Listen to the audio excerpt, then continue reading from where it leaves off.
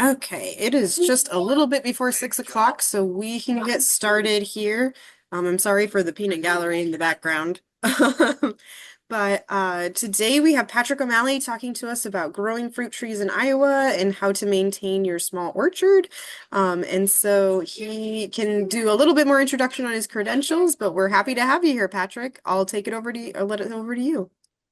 It's nice to be here. Yeah, I'm a commercial horticulture field specialist with Extension, so I work with a lot of the commercial orchards. My understanding that probably most of you here tonight are going to be maybe beginning orchardists or maybe not been in it very long. So we're going to kind of go over some of the basics as what you might want to do as you're siting your orchard or your fruit trees, and what to look for maybe prior to planting. And then we'll talk about some of this fruit selection that we can grow here in Iowa, some of the more common tree fruits and shrubs, and maybe a few of the more unusual ones as well. So anyway, uh, I'm curious, so Lauren, as long as you're still there, is there anybody that's going to be on tonight listening from places other than Iowa? Everybody was from Iowa this time. Okay. And was there anybody from Lee County or Fremont County? No, I don't think I had anybody that far south. Okay. It's a little bit slightly different for them. Okay, anyway, let's go through and talk about some of the fruit trees and some of the things that we're looking for. And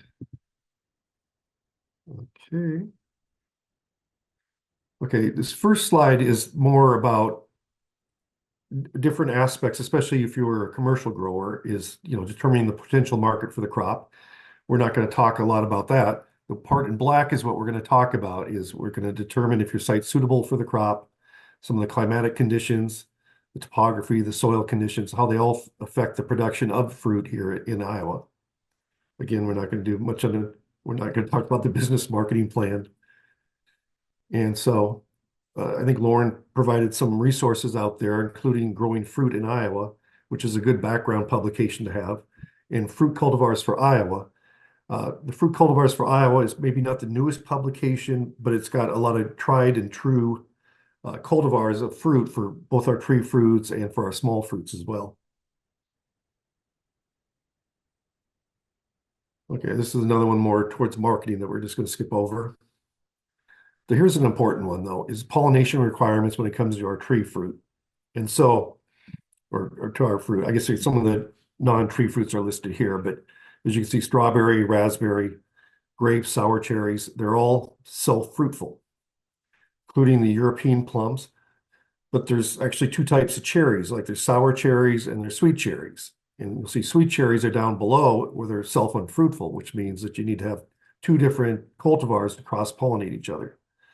Same with the plums is you've got the European plums that are self-pollinated, but you got the hybrid plums, oftentimes referred to as Asian or Japanese plums that do need two different trees for cross-pollination.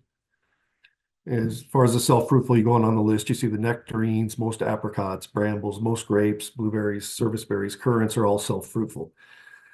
What's confusing is there's always exceptions to these things, but those are a general rule of the ones that are self-fruitful, and then you can see the ones that are self-unfruitful down below, including the apples and the pears.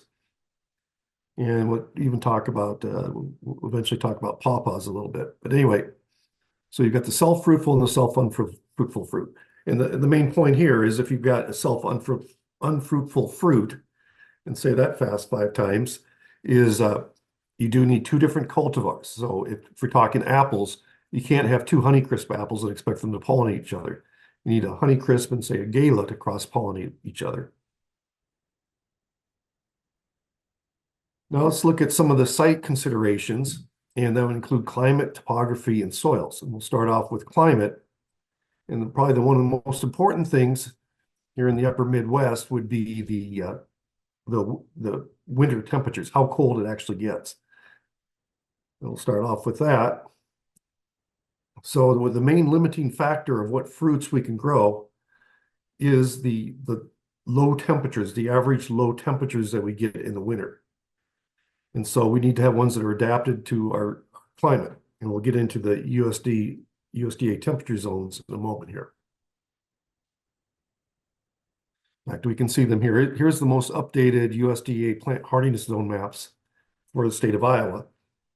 And so most of Iowa is in what's known as 5B. So basically, if you were to draw a line approximately along Interstate 80, everything south of that would be 5B. And what 5B means is that you have an average low temperature in the winter somewhere between -15 to -10. If you look at the extreme southwest part of Iowa or the extreme southeast part of Iowa, there's a little bit of a kind of a greenish color there, especially in Lee County. That's actually zone 6A. And there the average low temperature doesn't get any lower than like -10 degrees Fahrenheit. But nobody's from those counties, so we don't have to worry about them tonight. So if you're north of Interstate 80, for the most part, you're in what's known as 4B, or excuse me, in 5A. So south of Interstate 80, you're 5B, north of Interstate 80, you're 5A. So 5A, you have a minimum temperature in the winter somewhere between like -20 to -15 Fahrenheit. And there's a few little swaths of what we call 4B in Iowa too. And if you look at that map of Iowa, where you see the little darker blue up a little bit northeast Iowa and extending down a little bit, even all the way down into Delaware County a little bit, is the 4B. So those would be the very coldest areas in Iowa. And so that limits your fruit production to a certain degree more. So if you look on the right-hand side of the slide, you'll see what everything's good for. So like apples, 4B, 4B to 5A. So basically we can grow almost everything, most all of these fruits in most all of the state. Some of the exceptions being the Asian pear, probably wouldn't do very well in the small part of 4B up in northeast Iowa. Likewise, the sweet cherry is another one that the sweet cherry and the peach also don't do quite as well, say up in certain parts of northeast Iowa. And we'll expand a little bit on these fruits as in the later part of this presentation. Another thing we have to worry about is frost in the spring. And I assume it's probably the same way for the people that are viewing this, is if this slide somehow is what it's showing is the different stages of the fruits from half-inch green, tight cluster, first pink to full bloom to post bloom, and the temperatures at which they're susceptible to damage in the spring. So this is another consideration of temperature, is not only the cold winter temperatures, but in the frost or freezes that we might have in the spring. And so the upper line represents the temperature at which 10% of the fruit buds are killed. Because the fruit buds, of course, are formed the previous year, and so they overwinter, and then they, in the spring, they start to come out, usually depending on which type of fruit, sometime in late April, early May. So when they're fully dormant, they can take down, well below zero. But once they reach, and this is a case of using apple as an example here, apple and pear, once they get to silver tip, and that's when the bud starts to break open, that at that point, at 15 degrees Fahrenheit, 10% of the flower buds would be killed. But you'd have to get down to about 1 degree Fahrenheit to get 90% of them killed.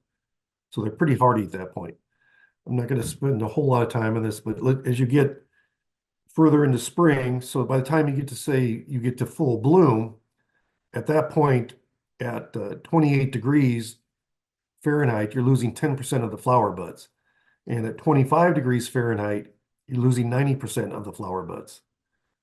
So it's very critical. And all this relates to the fact that we try to do everything we can to delay the blooming and try to increase the temperature so we don't get damage in the spring when we have frosts and freezes.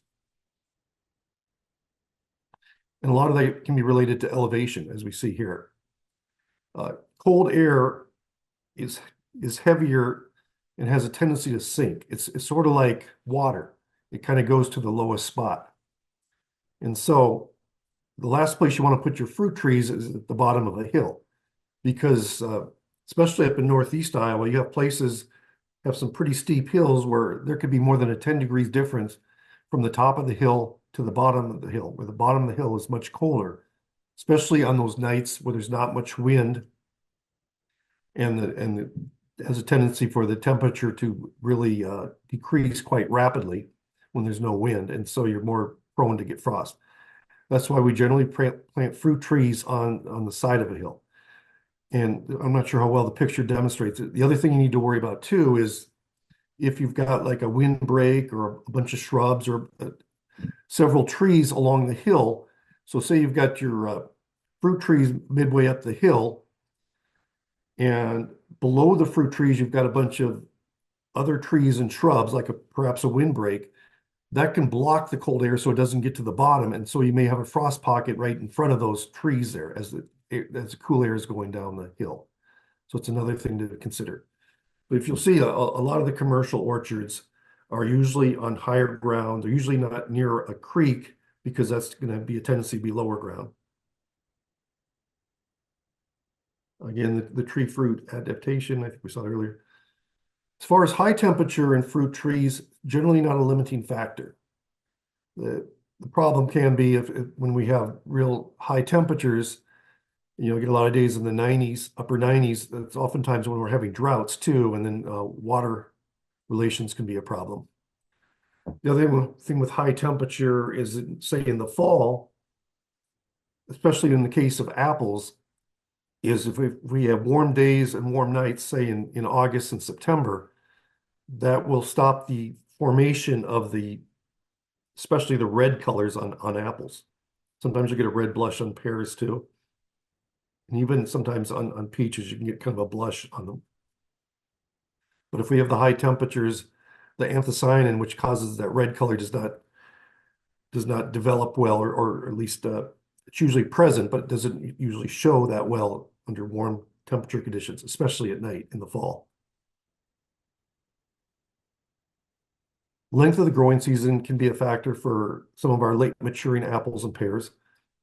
For instance, in the case of apples, Granny Smith and Fuji are very late maturing apples. So is one called Enterprise. And they generally don't ripen until either very late October or sometimes early November. And that can be a problem, especially if we're getting very just seasonal temperatures, say towards the end of October, and where highs maybe are only getting in the 50s or low 60s, and then we're getting frosts or freezes at night, that can limit growing those fruit to their full maturity.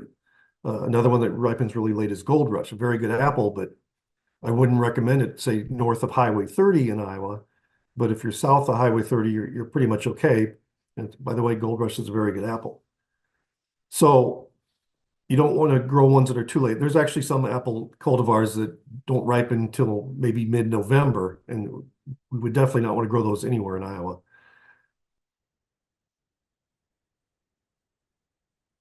The other problem sometimes we have in the fall is where we will get a frost or a freeze, and they can really affect pears worse than apples. Pears can just kind of turn to mush if you get a lot of frost or freezes before they're fully ripe. Luckily, most of our pears do ripen by about mid-October, so that's usually not an issue. A light frost is not going to hurt anything, but it's when you get starting to get especially below 26 degrees Fahrenheit is when you start to have issues. In the case of apples, again, some of them do ripen later, that if we get a situation where, say it does get in the mid-20s, if the apple freezes to the core, it's basically ruined. But if it doesn't freeze to the core, so if you've got several hours in the mid-20s, it's not going to freeze to the core. But if you've got, a prolonged period, say 10, 12 hours, it could freeze to the core. That you basically have lost that apple. I mean, you could still use it, you could cook with it, but it has no storage life. But if it does get, say, the mid-20s for a few hours and the apple freezes on the tree, at least the outer part of the apple, you want to wait till it thaws out before you harvest it. But at that point, you've lost some of the storage life. So if it's an apple that normally you could store for 2 or 3 months, at that point, you can only store it for maybe a few weeks before it starts to, get soft and go bad. So again, you want to look at the when your apples ripen to see if it's doable to get them ripe in the desired amount of time of your growing season. So certain apples that you could grow down in Lee County and extreme southeast Iowa may be different than the ones that you grow, say, up in Decorah up in northeast Iowa. Also related to climate is ideally we get an inch of rain per week. Uh, Especially important with newly planted fruit trees is make sure that they are well watered and do get that inch per week. On average, all the fruit trees need an inch per week, but once established, if they've been in the ground 4 or 5 years, they can go 3 or 4 weeks without any water whatsoever. But if you get a prolonged drought, then you want to make sure you get them some water.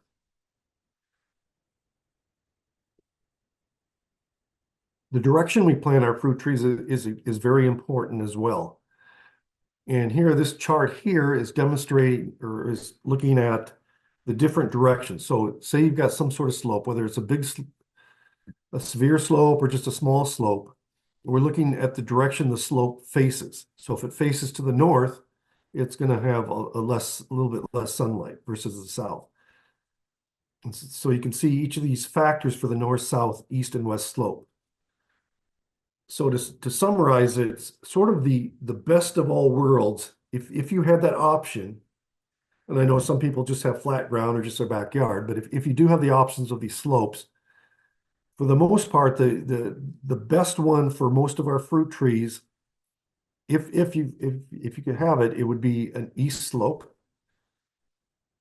East is really a good slope because you get a decent amount of sunlight, plus you get the sunlight in the morning, which is very critical because it'll dry off the leaves and make it less conducive for some of the fungal diseases. So it's really good with an east slope to get that versus say a west slope, you're not going to get that morning sun, and so the leaves are going to stay wet a little bit longer, and so again be more prone to some of the fungal diseases. The other thing about the east slope is it has less fluctuation of temperatures overall, and what's nice is you're not getting that westerly sun or southerly sun late that sometimes will either allow the fruit trees to come out of dormancy faster in the spring or delay their dormancy in the fall. Where the east slope, you don't have that issue.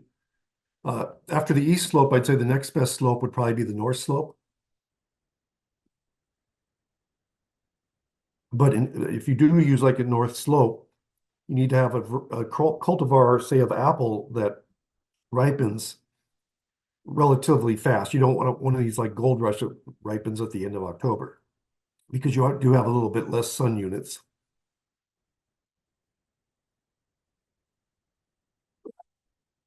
Which relates to the direction of the slope, you can sequence your harvest. So say you've got all Honeycrisp apples.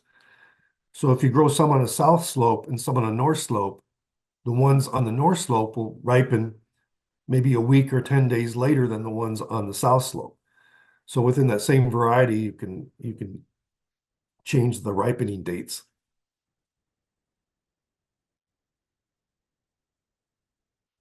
So I kind of alluded to this just a moment ago, but yeah, so if you've got a later maturing variety, put it on the south facing slope. So if you're in Decorah and we're not growing Gold Rush in Decorah, say you're in even in Cedar Rapids and you're growing Gold Rush, just if you can try to have it more south facing slope because it is a late harvested apple.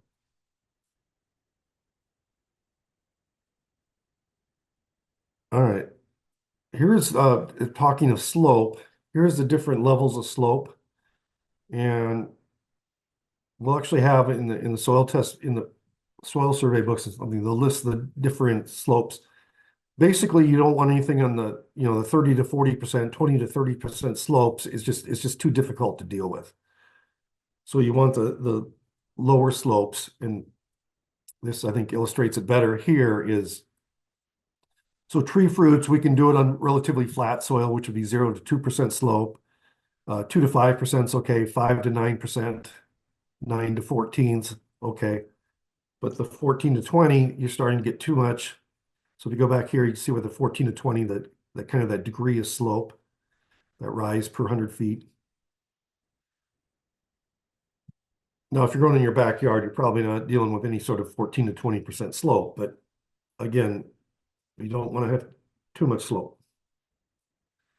Other soil selection factors are the internal drainage, how well the water drains through the soil, and that depends on the texture of the soil, the depth of the soil, the moisture holding capacity. So let's look at a few of these factors.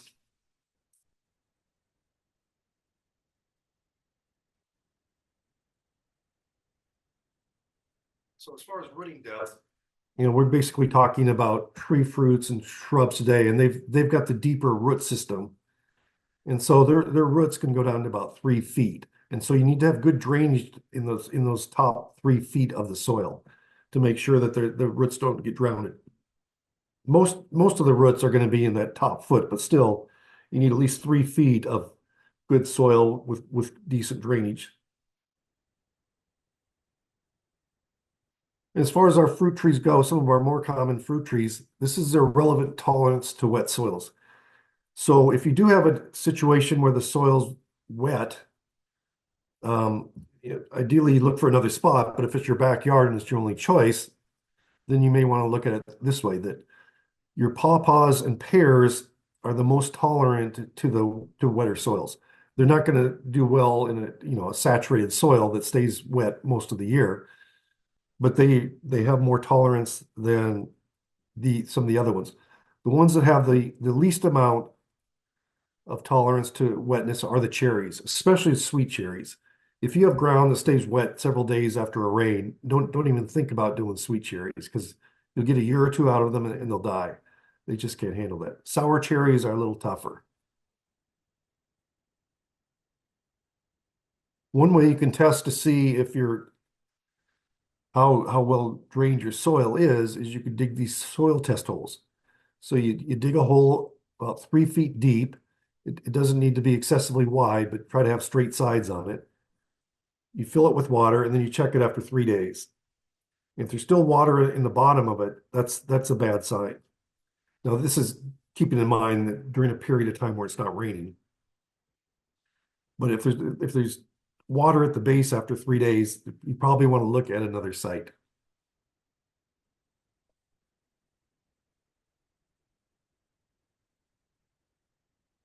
So some of our different soils, we have our sand, loamy sand, sandy loam, silt loam, clay. So as you progress down those textures, they have better water holding capacity. But that's not necessarily a good thing because the clay soil is going to stay wet. And so it's going to stay wet for a prolonged period. And so then if you try to grow a sweet cherry there, you're going to have a lot of trouble. As far as the sand or the loamy sand, you can grow any of your fruit trees in those soils, but those are the ones that are going to be more susceptible to dryness because they are such well-drained soil. And so you may, if you're growing in sand or loamy sand, you may want to consider having some sort of irrigation system for the fruit trees. The best soil for growing the fruit trees would be the loam or the silt loam because you get fairly decent drainage and you've got some water holding capacity as well. Where the sand has got very good drainage, but doesn't have the water holding capacity. Besides the soil texture, other reasons for soil drainage could be poor soil drainage would be your slope. So if you've got a slope, that'll help the water run off. But if you got depressions in that slope or depressions on some flat land, that can collect water and make it a wetter area. In some places, you'll have your hill, your slope, and there may be some side hill seepage out of it, where you have this little bit of water just kind of oozes out throughout the year. And that could be potentially a problem for some of the fruit trees that don't like a lot of water. Again, the high clay content is going to be bad for most of our fruit trees. And then you may have different types of soil upon each other. Oftentimes you'll have a fairly good soil, maybe some sort of loam soil, and then you'll have a clay layer underneath. And if the clay layer is compacted, sometimes you'll get it with a hard pan down there and the water doesn't drain well. And so you have a lot of water there and poor drainage. And again, the fruit trees may not grow as well. There's soil surveys. You can go to the Soil Web Survey is a website, or you can go to sometimes your county extension offices or your NRCS office, your USDA Service Center, and get the soil survey books. And they, if you live in the country, they will have the soils surveyed there for you and give the characteristics of the soils that you have. If you're in town, you're basically out of luck because the soils have been so disturbed and there really aren't any soil maps to indicate what you've got there. Sometimes you can sort of figure if you've got a fairly new subdivision, what it was before it got messed up by the construction process. But if you are in a place where you can look at a soil survey and look at your soil types and see what they're like, is you do want to avoid any of the very poorly drained or poorly drained soils. So you want to have, ideally, you want to have at least moderately well-drained soils. If you were doing something like pawpaw or pear, you could look at maybe a somewhat poorly drained soil, but for most of your fruits, you want at least a moderately well-drained soil. As far as pH for our fruits, in the case of tree fruits, they basically like that sweet spot is like a pH between like 6.5 and 7. Seems to work real well for them. If we're doing some of the different fruits that we're not talking about, a lot of them like a little lower pH, especially the blueberries are the ones that really like a much lower. They do very poorly in a pH above 5.5. But tree fruits, again, 6.5 to 7 is really the good area for them. As far as our Midwest soils, sometimes the sands are very acidic, which potentially could be good for blueberries, but if trying to grow tree fruits, not so good. And for those of you out in Western Iowa, sometimes you have a tendency to have a little higher pH. And so you start getting, a fruit tree, if we go back there, we say 6.5 to 7 is ideal. But, to be in reality, 6.0 to about 7.5 is okay. But you start getting up to 8.4, you're going to start having trouble there. So you don't want anything really above 7.5. Luckily, most of the soils in Iowa are going to be fairly close to 7.0. And so, it's pretty close to that 6.5 to 7. It is possible to adjust soil pH, but if you do, you want to do it at least a year before you plant any fruit trees. And so you can use lime to bring up the pH. So if you do have a more acidic soil with a lower pH number, you can come in with lime and raise the pH, or likewise, if the pH is too high, you can come in with sulfur and lower the pH. There's actually publications on that if you were interested in that. It's also important to soil test before you plant your fruit trees, see what your phosphorus and potassium levels are. There's many situations here in Iowa where the native soils have low phosphorus and potassium levels. However, if you're going to put a fruit tree in an area that's had like a garden for years, it's probably got tons of P and K. Or even if it was a lawn, it probably still has tons of P and K. But it is a good idea to soil test to see where you're at, especially most importantly for the phosphorus and potassium. Likewise, the pH, which we talked about just a moment ago. And normally when we soil test, like say you're doing vegetables, you go down, you take a 6-inch sample. So you take a spade or you dig up a spot about 6 inches deep and you put it in a bag, you put it in a bucket, you do that several different spots, mix that up, and then put it in a soil test bag and send it in to get tested. So you do like the top 6 inches for vegetables. When it comes to fruit trees, because they have that deeper root system, we like to do two soil tests. We like to do a separate one for 0 to 6 inches and a second one for 6 to 12 inches. And so in one bucket, you do the 0 to 6 inches, several different spots, mix it up and put it in the soil test bag. And then from those same holes, you go down 6 to 12 inches and put that in a different bucket, mix that up, and then put that in the soil test bag. And we'll find that there will be differences between those two. And so we can correct the soil. Organic matter is part of a soil test that you can do too, and 2 to 3% is considered ideal for tree fruit. And what organic matter does is over the course of time, it breaks down and releases nitrogen into the soil. And so if you've got 2 to 3%, you're going to get a moderate amount of nitrogen released every year. And so when you fertilize the fruit trees, you take that into consideration. And basically, you do whatever a recommended rate is for fruit trees. Whereas if you're growing in a sandy soil, it's going to have a very low organic matter percentage. It's probably going to be 1% or less. And there you're going to have to add extra fertilizer, especially nitrogen, to compensate for that lack of organic matter.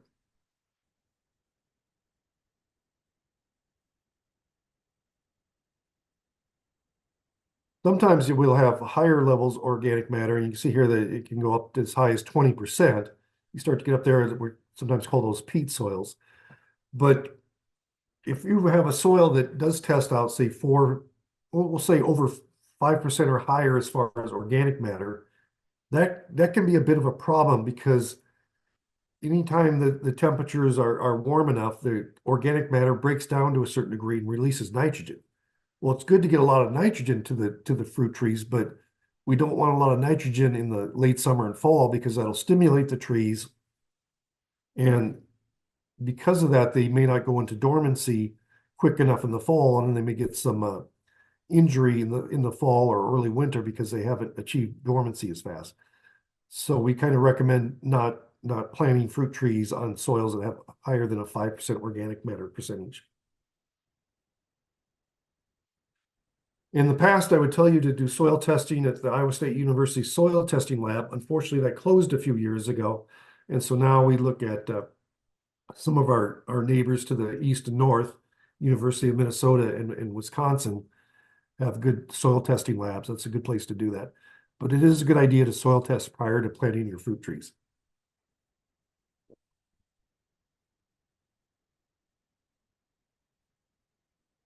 Okay, with that, let's move on and look at talk about some of the different fruit trees we can grow. And looks like there's maybe one question in the chat. Let's look at that real quick here. Oh, it's just from Lauren. Never mind. Okay, so This is a good point, though. If anybody does have any questions, feel free to put them in the chat. yeah, a good point. Yeah, or can they unmute themselves? If you don't mind, yeah, they can definitely unmute themselves. Well, just at least while we try to get up this other one here. Okay, here we go. Here we go.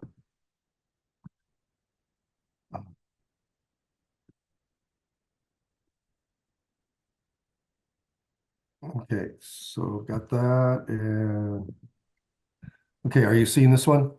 Yep, perfect. Okay, sorry about that. Okay, I think we're back in business. Okay, okay, we saw the zone map. Okay, we did the pollination. Okay, so let's look at some of these different fruit trees that we can grow and talk about them a little bit. I think this is always cool. This is an espaliered pear tree right here. Of course, we can grow pear. One thing to keep in mind, I'm guessing at least some of the people on here tonight are either are growing or thinking about growing fruit trees in their backyard. And if so, there's a lot of options there, especially when it comes to apple. With apple, you can grow these small dwarf trees that only get like say 6 to 8 feet tall at maturity. And that's what we're looking at here is one of these in bloom. There's actually a guy in the Chicago area that has a regular suburban backyard. And he's got these on these dwarf apple trees that he's got like 300 trees in his backyard. And they're all spaced like 3 or 4 feet apart. And that's what you can do with these dwarf apple trees. With apples, they've got rootstocks that you can have trees that grow anywhere from 6 feet tall to 30 feet tall. The other fruit trees don't quite have that as much selection as that. With apples, they really did a good job of getting a lot of different rootstocks. It's one of these small fruit trees. So apple is one that we can do.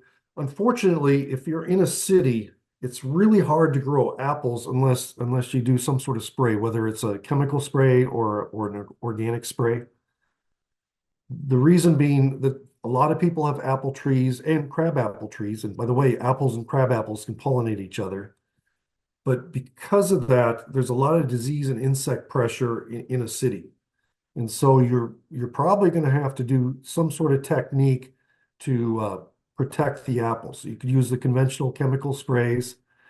You could use the organic sprays like Surround, where it's basically a kind of a kale and clay, sort of like the, the dust, road gravel dust, sort of that you apply to the fruit, and it kind of repels some of the insects and helps with some of the disease issues as well. Another thing you can do with some of the fruits is you can actually bag individual fruits when they're small and try to protect them, especially from the insects. But apple is a tough one to grow in the city. Whereas if you're growing it amongst corn and soybeans, on the country, the disease and insect pressure is a lot less, and you may not need to spray them much, if at all, with either the conventional or the organic sprays.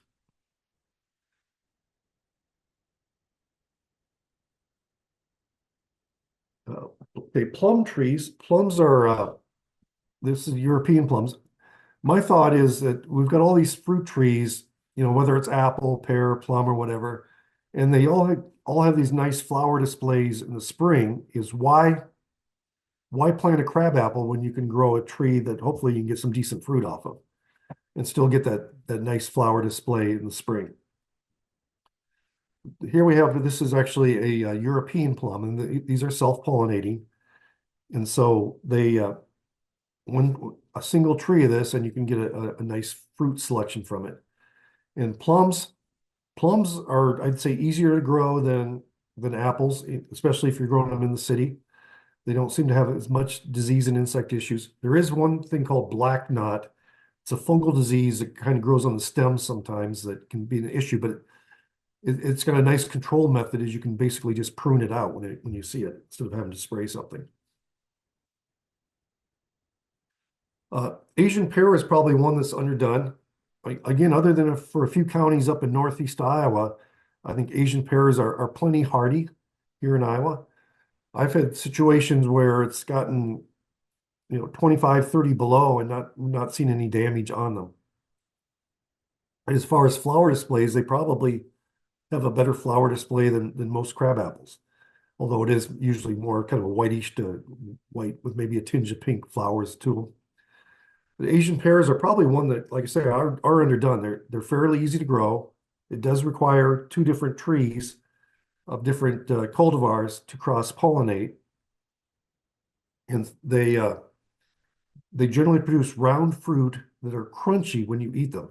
Some people refer to them as apple pears, but they're Asian pears, and these are the ones that you go to the grocery store. Oftentimes they're like $2 a fruit, and yet we can grow these. And I mentioned apples. These are easier to grow than apples, especially the russeted kind. There's several of these will have kind of a golden russet color like these here. And it's kind of the skin is kind of thick. You can eat it. I like to peel them, but the fact that the skin is kind of thick and russeted kind of protects them from some of the insect invaders. They aren't real disease prone trees except for a disease fire blight, which we'll talk about in a moment. So I would say Asian pears are something that you should definitely look at if you're not in a few of those really cold northeast counties. Here we're seeing some flowers. These are pink flowers from a peach tree. And there's also peach trees that'll have double flowers. In this case, there's one with red flowers. So again, beautiful flower display. Peaches are one that probably would do better in the southern half of Iowa. The reason being, of all our fruit trees, the peach tree flower buds are the most sensitive to the winter temperatures. So basically, if you get minus 20 degrees Fahrenheit, and that's actual temperature, not wind chill, the flower buds of your peach tree will die. And so that's what happened to a lot of people this year. Is in January, most of the state got well below 20 below Fahrenheit, and it killed the peach flower buds, and there wasn't much of a peach crop. But if you remember back to 2023, we didn't really have that cold in the winter, and most of the state had a pretty good peach crop. So if you're looking at peaches, I would say that if you're south of Highway 30, you're probably going to get a crop maybe 3 years out of 5. If you're south of Interstate 80, maybe a little bit better than that. If you're north of Highway 30, if you get a crop 1 out of 3 years, you're probably doing pretty good. But there are cases, some years, and I think in 2023, I think they got some in Decorah, so it can happen. Some more peaches. And another one that people sometimes look at is apricot. Apricot's a stone fruit like a peach. We can grow apricots. The problem is, of all our fruit trees, apricots are the ones that flower the first in the spring. So, for instance, normally our apples are around the first week of May, and the Asian pears are maybe a little bit earlier than that. And then the pears are about the same as the Asian pears. So, like a few days before the apples. Well, the apricots are usually maybe 10 days or more before all the rest of them. And because of that, their flowers are more prone to getting some of those spring frosts and freezes. I've actually had 2 years where I've had apricots bloom at the end of March. And in one year, they did actually produce fruit. The other time was in 2012 when we had that unusual warm spring. And of course, we got some freezes in late April and killed everything. So they actually are more successful with apricots in places like Minneapolis or further south than us than here. Because like in Minneapolis, by the time the temperature warms up, it kind of delays the flowering of the apricots, and so they're less danger of the spring frost.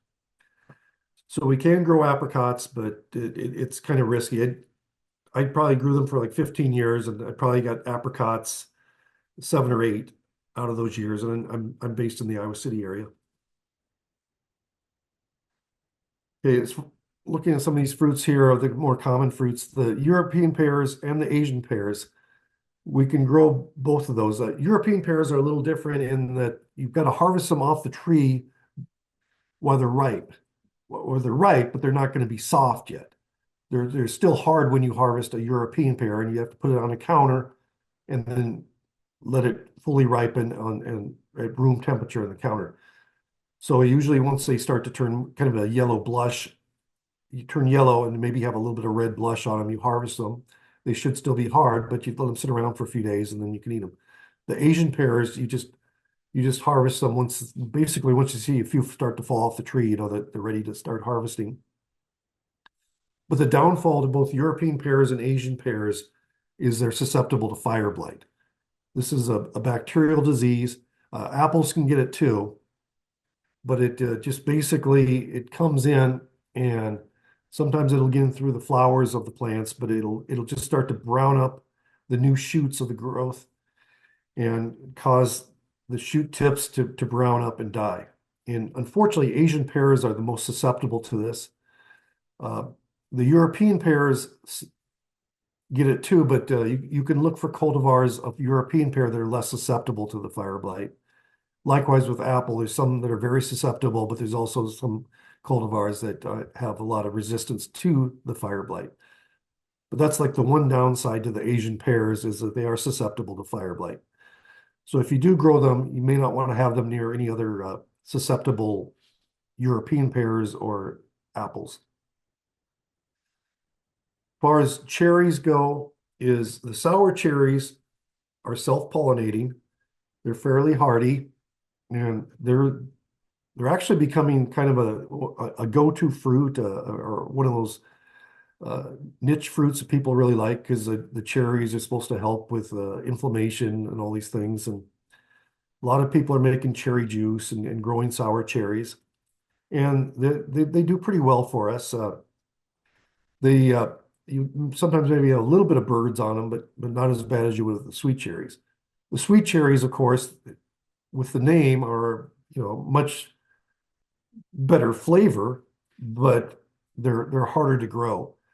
They're similar to the peaches in that their flower buds are rather tender, where the peach flower bud will get killed at about -20 Fahrenheit. The sweet cherries are maybe a couple degrees less than that, so around maybe -22, you'll start to have the sweet cherry flowers die. So again, maybe not a good choice for northern Iowa. And with the sweet cherries, you need the two trees, where the sour cherry you just get one. So just buckle up and like the sour cherries, even though they're a little bit sour, they're good for you.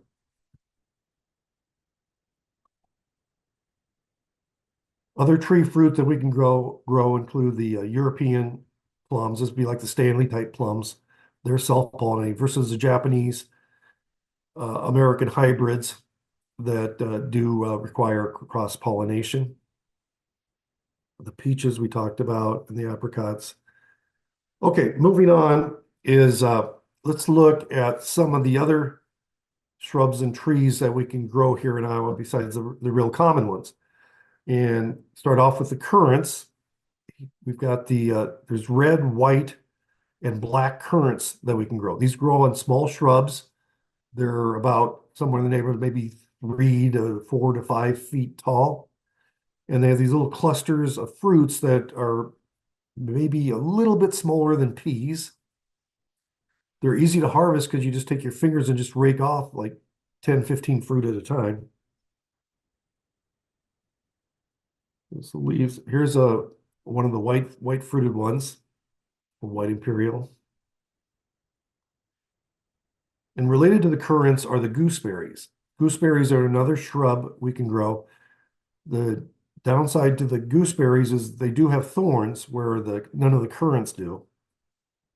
And they're a little bit more, uh, sometimes the fruit can actually be a little bit bigger. It's got kind of a unique taste. A lot of people like to cook with the gooseberries. And there's actually a hybrid between the currants and the gooseberry called a yustaberry that has these purplish berries that are much bigger than what you would find with a currant or a gooseberry, but they're still working on this cross and they're not very fertile. And so you don't get one shrub, you may only get 30 or 40 fruit on the whole plant. So they're good fruit. They taste good. They're not thorny, but it's just something they need to do more work on to make the yustaberry something that people would want to grow. It's a close-up of the fruit. One thing you have to be careful with these plants, especially the black currants, is there's a fungal disease called white blister rust that goes between the currants and the white pine trees. And so you need to be careful if you do have white pines, not to have these black currants near them, because that could be a real issue. It could kill off your white pine trees. Another shrub we can grow would be the blueberries. They do these are the ones that do require the lower pH, so ideally a pH around 4.5, and does require they will produce better if you've got two different cultivars. They can sometimes produce fruit on their own. But there's something that you can consider. There's different types of blueberries. The type that we grow here in Iowa is generally the high bush blueberries, and these do well in most of Iowa. Again, if you get maybe the northern tier of counties, you might want to go with the half high bush blueberries, but these ones listed here are all high bush blueberries, and like I say, for most of Iowa, except for maybe the northern tier counties, the high bush blueberries are fully hardy. It's just a matter of getting the proper pH for the soil, and they'll do well for you. It's a good idea to mulch them. And the blueberries, the bushes, besides the fruit, which most people like, they've also got the advantage. They get a wonderful fall color, a nice purple color, and they retain those purple leaves a lot longer. This would be a much better choice than, say, a burning bush that also gets kind of a reddish, purplish leaf because the burning bush is now considered invasive and doesn't have any edible parts, where the blueberry, of course, you can eat the blueberries. A small tree that we can grow is various types of service berries, also known as June berries. They've got a few different names. These actually produce their fruit for the most part in the month of June. They have fragrant flowers that come out in late April and then produce these red fruits that these are, I'd say, about the size of a pea. So it's a small tree. There's a couple different species involved here. Uh, they're they're a nice fruit. Some people consider them sort of a blueberry substitute and you can grow them and you don't have to really worry about the pH so much because they'll grow in that sweet range of 6.5 to 7, but a little bit outside it. They don't need the acidic 4.5 soil that the blueberry does. Another shrub is the elderberry that we can grow. You see a lot of it growing wild. The fruits themselves are, you shouldn't eat them raw. You really need to cook them down. And like with a lot of things, you add some sugar and cook them, makes them taste a lot better. One that may not be as familiar to you are the hardy kiwis. This is a vine similar to a grape that you grow. You need some sort of support system like a trellis, and you do need male and female plants of this to get cross-pollination, but it produces a kiwi like what you buy in the store, only it's more the size of a big grape. And you don't have to peel it, you just eat the whole thing. Not the stem, but the rest of it you eat. And it tastes sort of like a kiwi that you buy in the store. It's really a neat fruit to try. And again, this one you can grow most of the state. I know somebody who grew it successfully up in Fayette County. So it doesn't seem to have a whole lot of limit as far as cold weather goes. So not a lot of people are growing it, but you might consider hardy kiwi. The downside is that you can buy plants in the store. A lot of places sell the plants now, but again, you have to have the male plant and the female plant.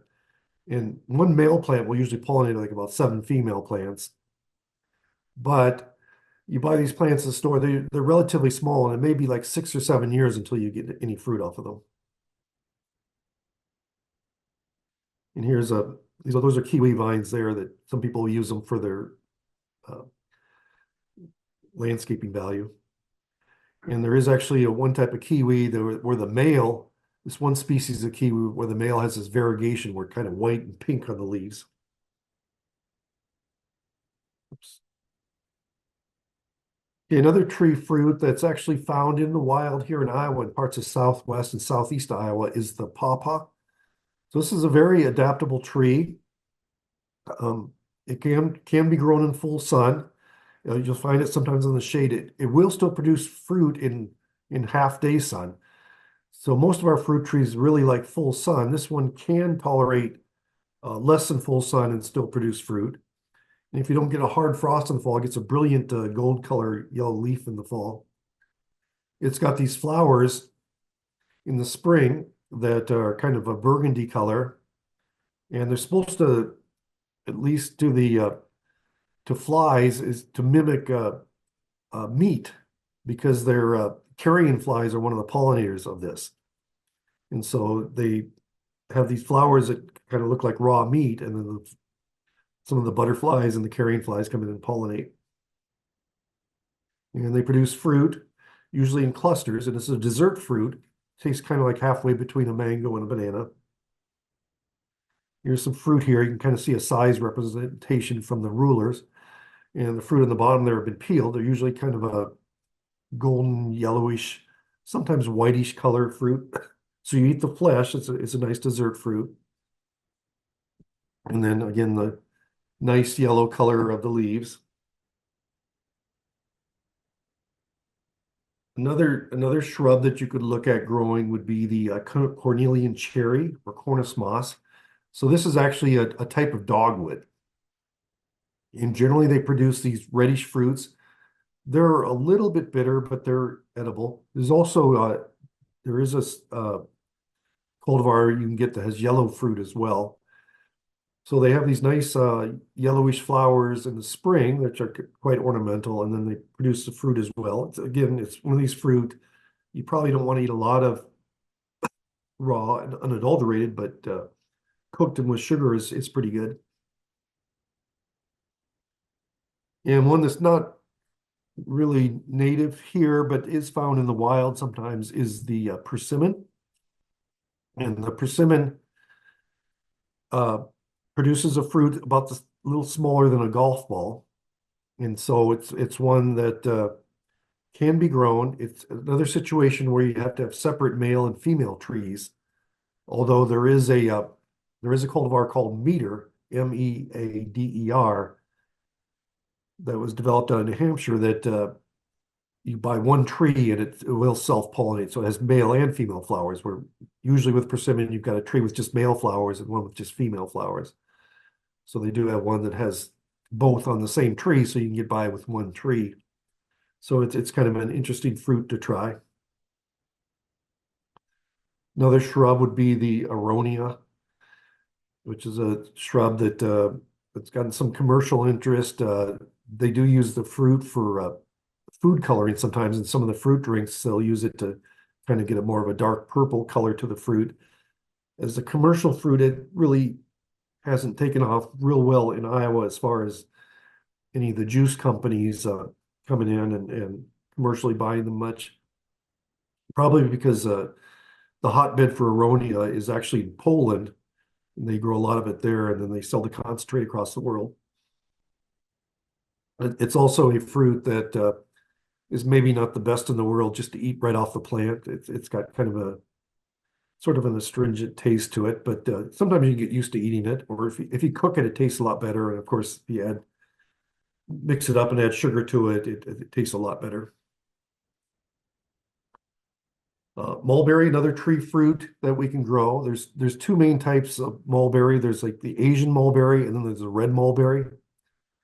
The red mulberry doesn't really have red fruit, but it is a native tree that we'll find in some of our forests and does produce an edible fruit. Most of the ones we see are the ones that are growing everywhere in the alleys and wild. It's the Asian type, which also produces an edible fruit.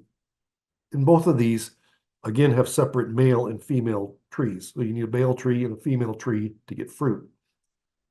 Mulberries are there is a mulberry called it's got Illinois in the name that does produce a very large mulberry. So if you like mulberries, that's the one to get. It's the one that has Illinois in the name. Produces a very large mulberry. Some of the other shrubs we can get fruit off include the Hansen's bush cherry, which produces a cherry that doesn't taste very good. The blue honeysuckle, which has got a couple different names. Honeyberry is a name that they're starting to use now, and the blue honeysuckle. It is actually related to our honeysuckle, but it is a good flavored berry. It's sweet. So the blue honeysuckle or the honeyberry you can eat right off the bush, and it's good.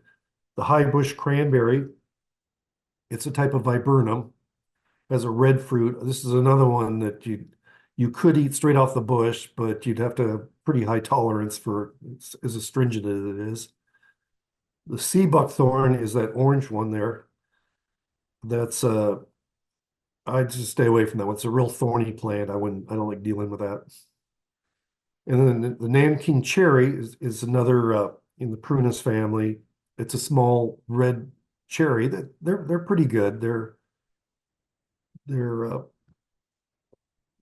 easy to grow, and the one thing downside with the Nanking cherry is it's probably even earlier than the apricot in blooming in the spring. So sometimes you don't get a crop because it may bloom in mid-April in a normal year. But other than that, you get these small cherries. They're maybe a little larger than a pea, and then they've got a solid pit in the center too. So kind of nice to mash them up and make some juice. And they have a kind of a cherry taste because they are a prunus, which is also cherry. So anyway, that's kind of some of the background of what you need to look for when where to plant your fruit, and then some of the fruits that we can grow there. So um, I've been jabbering along here. Is now would be a really good time to stop and answer some questions if you've got any questions. Nothing in the chat yet, but if anybody has anything, feel free to unmute yourself or to enter it in the chat. Oh, okay, excellent. Daniel asked, you mentioned having multiple varieties for pollination. I would add that for apple varieties, it helps to account for different bloom times, and also the ploidy types. So triploids, etc., is what he said. Right. There with apple, there's a few cultivars that are triploid, so they've got sterile pollen, so they can produce apples, but their pollen does not pollinate other apple trees. I think one that comes to mind is maybe like Matsu is one of those, I believe. But there's a few of them out there that that won't pollinate the other apple trees because they're triploid.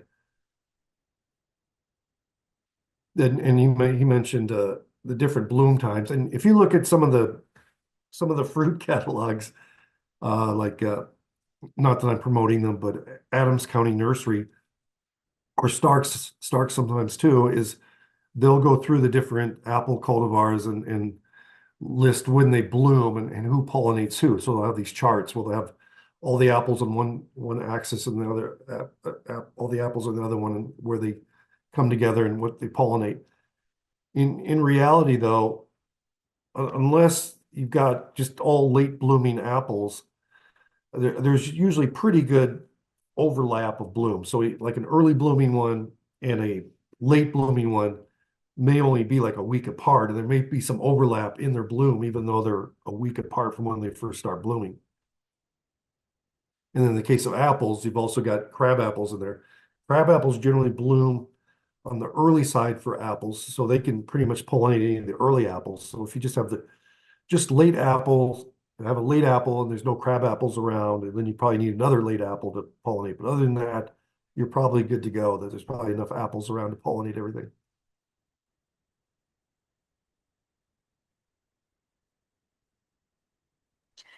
Okay, Michael added into the chat about pruning practices. So Patrick provided me with some information on pruning prior to the webinar that I'll be including with the resources for the recording. And then also I had a couple people ask questions specifically that I'll be emailing them directly with information. But do you want to just talk about the best time of year to prune? Just kind of talk about like not now. Yeah, yeah, yeah. Let's talk about timing. We could spend 2 hours just talking about the techniques and so forth of pruning. But as far as timing, okay, yeah, you don't want to prune now. The trees are just going into dormancy now. If you look out there, you probably have some apple trees that still have some leaves on them. So let's say you don't have a commercial orchard. So if you don't have a commercial orchard, you're not going to be pruning in November. You're not going to be pruning in December. You're not going to prune in January. You're not going to prune in February. The reason being is when you prune, it kind of stimulates the trees a little bit. And so prune trees may come out of dormancy a little bit faster, and we don't want that. Plus, where you do the prunes, where you prune the trees, those pruning wounds sometimes can be suffer cold injury, because if you prune this time of year, they're not going to seal up, and so the cold can get in there and sometimes injure them. And so we try to not prune this time of year through at least mid-February. Now, after that, starting the end of February and March is the ideal time to prune, to do a lot of your pruning. That's a great time to prune. And this would be for all our fruit trees. Then, as we get into April, if they haven't flowered yet, you can continue to prune. But eventually, as you get towards the end of April into May, they're going to start flowering. So you don't prune while they're flowering. Now, once they're done flowering, if it's any fruit trees other than apples and pears, you can prune them after they flower. You can basically prune them, through most of the late spring into summer. As far as the apples and pears, you stop pruning before they flower, and then after they flower, you wait until at least July 1st and don't do any pruning. After July 1st, provided the weather's warmed up and we're starting to get at least, 80s, if not 90s, you can prune apples and pears. Then, and your other fruit trees, you can continue to prune them for the month of July, and then you stop at the end of July because you want them to harden off for the upcoming winter. And the reason we do that with the apples and the pears, why we don't prune from the time they flower until the 1st of July, is because they are the ones that are very susceptible to the fire blight, the bacterial disease, and that can spread when you're pruning the trees. You can spread that around and make the whole situation worse. So we really try not to prune the apples and pears during that time period. So hopefully that made a little bit of sense. Perfect. Thank you. And then I have a question. When is the best time to whitewash your tree if you plan to?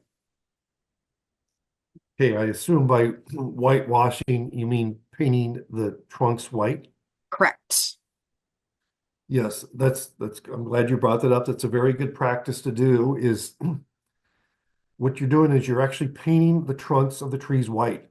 And this can be any of your fruit trees. You could even do it with other thin barked trees like maples if you wanted to. What you're doing is you're painting the trunks of the trees up to the first branches. The key is to definitely paint the south and the west side of the trunks. You can do it all the way around the tree. Aesthetically, it looks nicer if you do the whole tree. But what you're using is you're using interior white latex paint. You're mixing that paint half paint, half water. So it's like 50% paint after that. And you're painting that. And what that does is you get that white coating on there and it stops what we call trunk splits or southwestern disease. Because if you don't do that, a lot of times these trees in the wintertime, the trunks will warm up. Say it's a winter day and it's 10 degrees out and the sun's out and the trunks warm up. And if you put your hand on that trunk, it might feel like it's 50 or 60 degrees. And then a cloud comes by or the sun starts to set and that temperature of that trunk quickly goes back down to whatever the air temperature is. And that drop in temperature causes some of the sap in the trunk there to freeze rapidly and it causes splits into the trunk of the tree. And you'll see these primarily on the south and the west side of the trunks. And so that's a good idea to do that. Usually if you use the interior white latex paint mixed half water, half paint, you paint them, you usually get at least 2 years out of that. But it is good practice to do.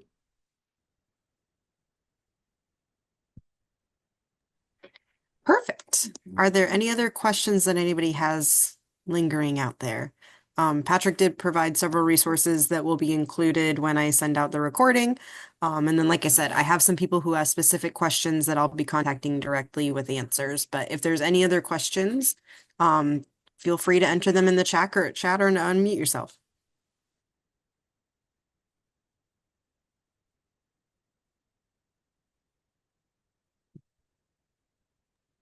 All right, excellent. Seeing none, we will wrap up today and let Patrick have his evening back. Thank you so much for presenting for us today, Patrick. And then next month is our last of our webinar series where Dan Filius will actually be talking about getting started in commercial vegetable production. So we'll see you guys all in December and have a great rest of your night. All right, bye.